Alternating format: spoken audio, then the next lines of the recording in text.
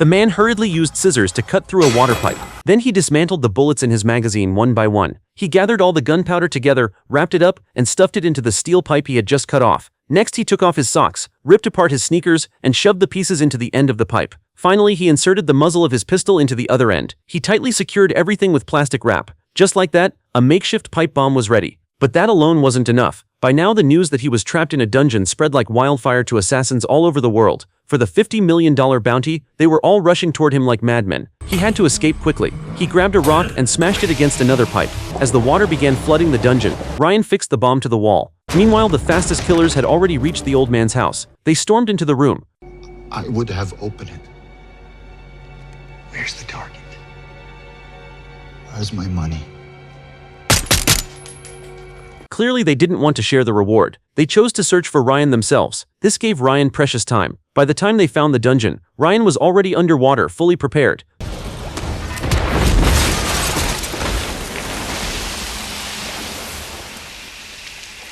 Before they could react, Ryan emerged like a war god. Armed with nothing but half a pair of scissors, he slaughtered all the assassins in the basement. Then, using a corpse as cover, he seized a gun barehanded. Even when he was finally caught by the leader, Chris, Ryan still looked calm and confident.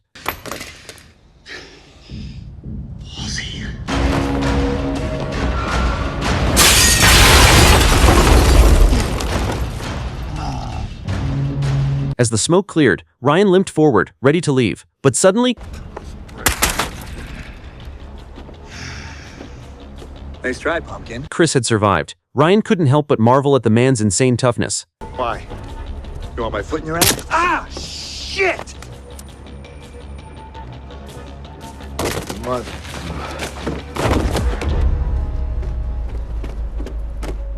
At that moment, his superior Anna appeared. She had come to bring Ryan back for questioning. Months earlier, while carrying out a mission as a Grey Shadow operative, Ryan had encountered a strange agent. The man didn't seem hostile, and even started chatting with him. You know I know who you are. You're Sierra 6. They didn't tell you who I am, did they? They never do. I'm Sierra 4. I've sent you out to kill one of your own. That's probably not gonna make you walk away, is it? Ryan grew suspicious, but judging from his stance, the man clearly wanted to finish the fight first. Ryan clenched his fists and engaged in brutal hand-to-hand combat. Beneath the dazzling fireworks, their fight soon ended. Looking at the dying agent number 4, Ryan asked who had recruited him. Unsurprisingly, it was Roy, the same man who had recruited Ryan. Even their training ground had been the same. Number 4 revealed they had all been deceived by their leader Danny. He had defected only after discovering the truth. He then took off the necklace around his neck and handed it to Ryan. Inside the pendant was a USB drive containing all of Danny's secrets. Ryan accepted it, watching number 4 slip away toward death. Just then, Anna arrived. After hearing Ryan's explanation, she dismissed it as an attempt to sow discord. She snapped a photo as proof of the mission's success, and then left. Not long after, Danny's cleaners reached the scene. They searched number 4's body live on camera, but the USB was gone. Danny, furious, realized number 4 must have passed the necklace to someone. He immediately called Ryan. What about pocket litter?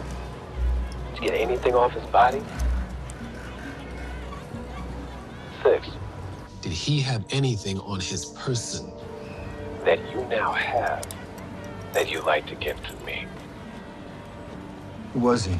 But Ryan no longer trusted him. He hung up, went to an internet cafe, unplugged the network cable, and inserted the USB into the computer. To his frustration, all the files were password protected. Determined to dig deeper, Ryan called Roy. Roy confirmed he had indeed recruited number 4. He didn't know what the USB contained, but he knew Danny would never let Ryan live. So Roy used his contacts to arrange a mercenary team to extract Ryan. Ryan trusted Roy completely. After all, after so many years, their bond was more like father and son. Meanwhile, Danny found out Ryan hadn't returned to base with Anna. Enraged,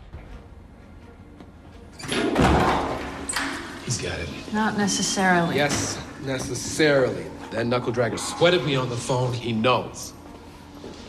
he ordered his top assassin Chris to eliminate Ryan. Chris, well aware of Ryan's reputation, knew he couldn't face him head-on, so he asked Danny for Roy's file, and decided to use Roy to force Ryan's hand. Soon, Chris's men kidnapped Roy's granddaughter. At the same time, Ryan drove a small tricycle to the extraction site. Under the mercenaries' arrangements, they prepared to leave Asia. Meanwhile, Chris confronted Roy directly. He showed him photos of the kidnapping, leaving Roy no choice but to comply. Soon after, the mercenaries on the plane received Roy's call.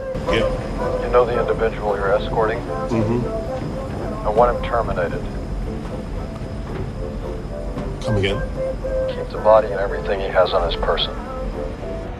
Just make it painless. You understand? Roger that. Good boy, Fitz.